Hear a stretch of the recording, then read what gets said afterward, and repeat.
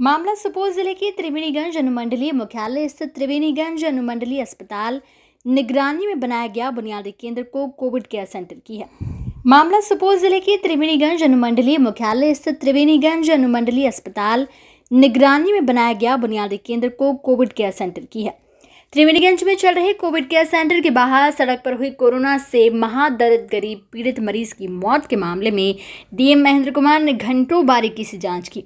दोषियों पर कार्रवाई की कही बात। खबर चलने के बाद दिखा असर। डीएम महेंद्र कुमार ने लिया संज्ञान। त्रिवेणीगंज स्थित बुनियादी केंद्र जिसमें कोविड केयर सेंटर संचालित किया जा रहा है, वहां केंद्र के बाहर एक कोरोना पीड़ित मरीज की ऑक्सीजन और एम्बुलेंस के अभाव में सड़क पर ही मौत हो जाने के मामले में डीएम महेंद्र कुमार ने संज्ञान लिया।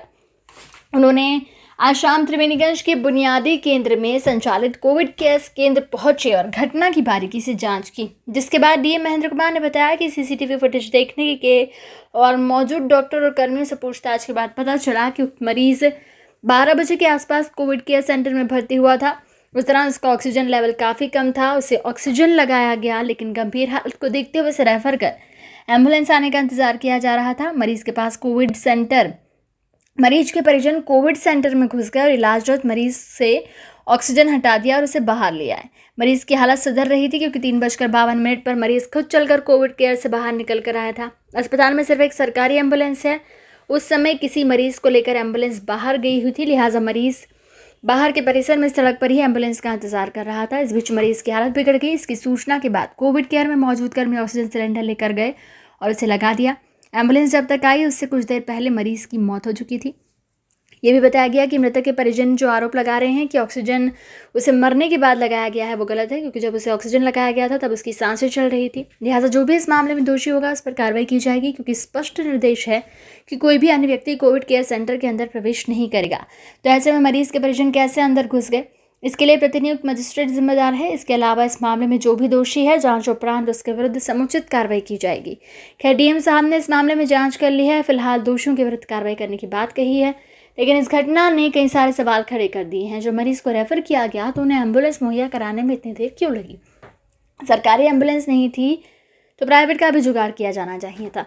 क्यों और कैसे मरीज के परिजन कोविड केयर में घुस गए और मरीज को जबरन बाहर निकाल लाए, इसकी सूचना उच्च अधिकारियों को क्यों नहीं दी गई? फिर जब मरीज की हालत बिगड़ी तो उन्हें बाहर ऑक्सीजन लगाने के बाद अंदर कोविड केयर सेंटर में भर्ती क्यों नहीं किया गया?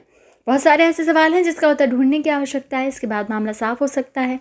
इसके दोषी वास्तव में कौन है? जांच में शामिल Triveniganj SDM SZ Hasan, ASDM Pramod Kumar, SDPO Ganpat Thakur, SHO Sandeep Kumar Singh, ASI Vinay Kumar Singh, अन्य दर्जनों पुलिसकर्मी मौजूद थे।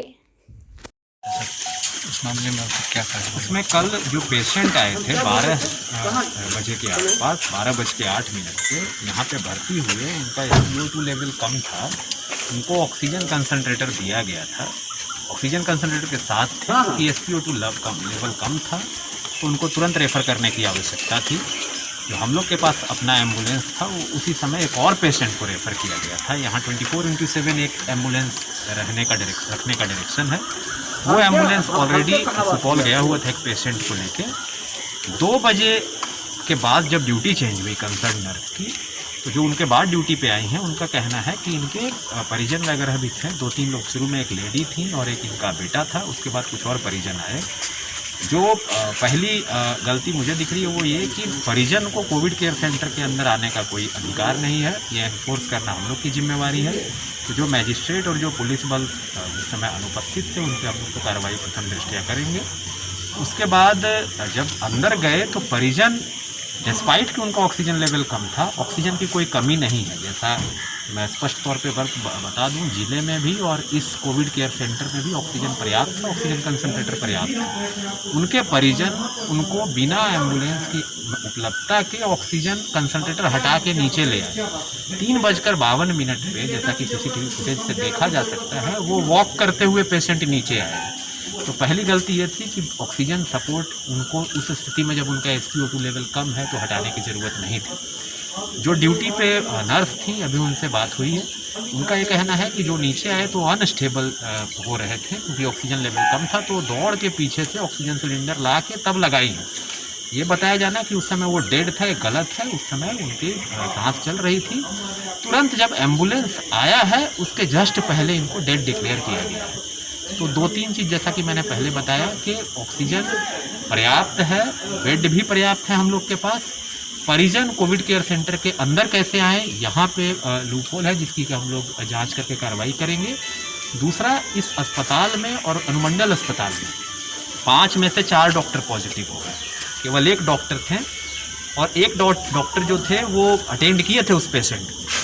APHC से हम लोग एडिशनल डॉक्टर को डिप्लॉय किए हैं। हम लोग ये चाह रहे हैं कोविड केयर सेंटर में 24/7 डॉक्टर यहाँ पे उपस्थित रहे, नर्स उपस्थित रहे रोस्टर के अनुसार। और कोई भी पेशेंट, वो कितने भी सीरियस हों, काफ़ी सीरियस पेशेंट को सदर हॉस्पिटल में ठीक ढंग से इलाज करके भेजा गया है। और कल वाली जो दुर्घटना हुई है, वो काफ़ी दुखद है। इसमें जो कंसर्न कर्मी हैं उन पर कार्रवाई तो हम लोग करेंगे ही, बट हम लोग का ये प्रयास है कि आगे से भी जो लोग यहाँ आ रहे हैं उनको, अगर उनकी स्थिति SpO2 लेवल काफ़ी कम है, सीवियर कैटेगरी में है, तो तुरंत उनको यहाँ से रेफ़र किया जाए। ऐसा डायरेक्शन अभी दिया गया है इनको। अभी फ़िलहाल 2 पेशेंट भर्ती हैं, दोनों स्टेबल हैं, दोनों को ऑक्सीजन की सप्लाई दी जा रही है। और हमको विश्वास है कि आने वाले समय में आगे यहाँ पे जो चिकित्सा की जो ये है प्रक्रिया है वो बेहतर होगी। और हम लोग इस पूरे मामले के प्रकरण में जांच उपरांत कार्रवाई करें। कल यहाँ मजिस्ट्रेट भी नहीं देखेंगे? हाँ, मैंने बताया कि जो पूरी जिम्मेवारी होनी चाहिए मजिस्ट्रेट और पुलिस बल की, कि कोई परिजन अंदर नहीं जाए। नहीं तो परिजन के अंदर जाने से जो हमारे मेडिकल कर्मी हैं, चाहे वो नर्स हों, चाहे वो डॉक्टर हों, वो बेसिकली एक तो उनको काम करने में बाधा उत्पन्न होती है और प्लस वो ये भयभीत महसूस होती है। तो इसी लिए आवश्यक है कि वहाँ पे अंदर किन्हीं का प्रवेश नहीं हो। अभी डायरेक्शन दिया गया है जो यहाँ के स्थानीय पदाधिकारी हैं। हम लोग बाकी भी जो DCHC है उसमें इस बात को सुनिश्चित करा रहे हैं कि कोविड केयर सेंटर और DCHC के अंदर आम जनों का, परिजनों का प्रवेश बिल्कुल निषिद्ध हो। और ये केवल सरकारी में नहीं, निजी में भी इसको एनफोर्स कराया जा रहा है। तो भविष्य में ये घटना नहीं हो, इसके लिए हम लोग कार्रवाई कर रहे हैं और जो इसके लिए दोषी हैं उन पर हम लोग कठोरतम कार्रवाई करेंगे।